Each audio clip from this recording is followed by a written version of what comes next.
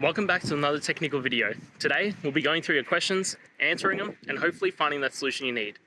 Guys, remember to stay just a little bit crazy, just like me, and hopefully you'll find that solution you're looking for. Now, let's continue on to the video.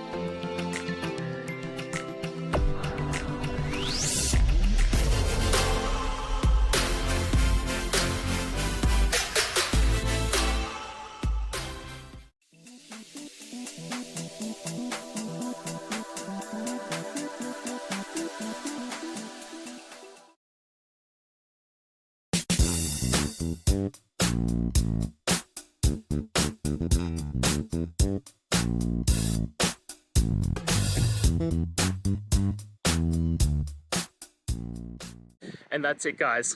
I hope we've gone through the question and found that solution you're looking for. And look, if we did, please hit subscribe. I'd really appreciate it. And until the next time you need technical help, I hope you have a good one. Cheers.